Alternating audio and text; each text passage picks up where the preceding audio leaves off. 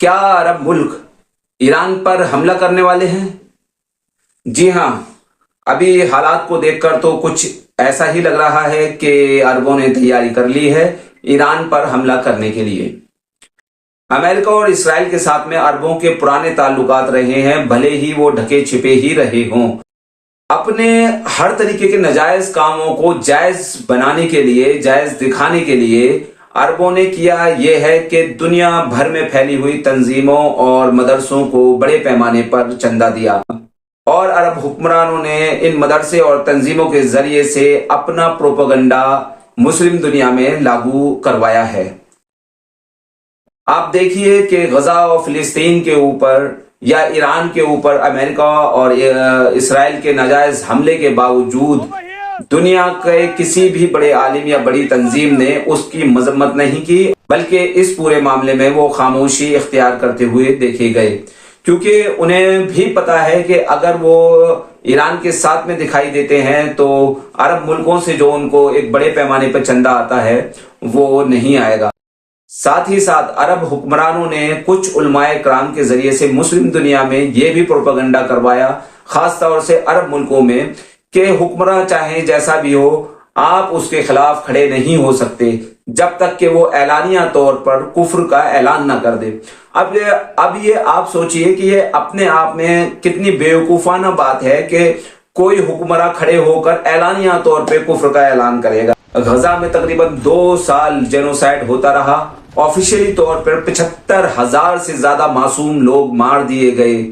لیکن عربوں نے اف تک نہیں کہا۔ تقریباً 25 سے 30,000 سے زیادہ فلسطینی بچوں کو قتل کر دیا گیا۔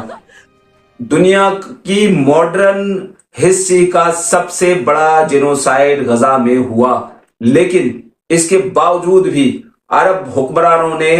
کوئی بھی ایسا سخت قدم نہیں اٹھایا۔ حالانکہ میٹنگیں خوب کری، ان میٹنگز میں چائے پانی بسکٹ خوب کھائے، لیکن کوئی بھی بڑا قدم، پریکٹیکل قدم اٹھانے سے ان لوگوں نے خود گریز کیا۔ لیکن آپ یہ دیکھیے کہ جب ایران کچھ ریٹیلیٹ کرتا ہے تو یہ لوگ فوراً اس کے خلاف کھڑے ہو جاتے ہیں۔ آپ یہ دیکھیے کہ جب سے مسجد اقصی یعنی قبلہ اول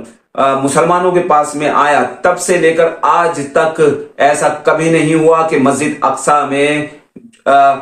عید کی نماز نہ ہوئی ہو، رمضان کی عبادت نہ ہوئی ہو، رمضان میں نماز نہ پڑھی گئی ہو، تراویح نہ ہوئی ہو۔ لیکن ابھی اسی سال اسی رمضان میں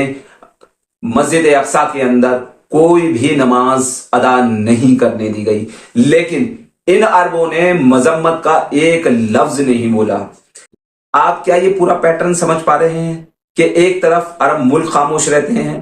دوسری طرف علماء اکرام خاموش رہتے ہیں، تیسری طرف مسلم تنظیمیں بھی خاموش رہتی ہیں، اور یہی ایران جب امریکن بیسز پر حملہ کر دیتا ہے تو تمام گلف کنٹریز انکلوڈنگ پاکستان، ترکی اکٹھے ہوتے ہیں اور یہ ڈیسائیڈ کرتے ہیں کہ ایران نے اگر اپنے حملوں کو نہیں روکا عرب کی سرزمین پر تو وہ اس کے خلاف فوجی کارروائی کریں گے۔ اور مجھے یہ لگتا ہے کہ دیر سبیر عرب، ترکی اور دیگر جو ملک ہیں وہ ایران کے اوپر حملہ کریں گے، خاص طور پر عرب، جبکہ یہ وہی عرب ہیں جنہوں نے ایران کو یہ پورا حملہ ہو جانے سے پہلے یقین دہانی کرائی تھی کہ ہماری سرزمین سے ایران کے اوپر کوئی بھی حملہ نہیں کیا جائے گا، نہ ہی زمین کے ذریعے سے، نہ پانی کے، نہ آسمان کے ذریعے سے۔ تو کیا ہوا تیرا وعدہ؟ اب آپ یہ بتائیے کہ عربوں کی سرزمین سے ایران کے اوپر حملہ ہو رہا ہے، اس کی پوری لیڈرشپ، جو سینئر لیڈرشپ تھی، اس کو ختم کر دیا گیا، تو ایران کیا کرے؟ مطلب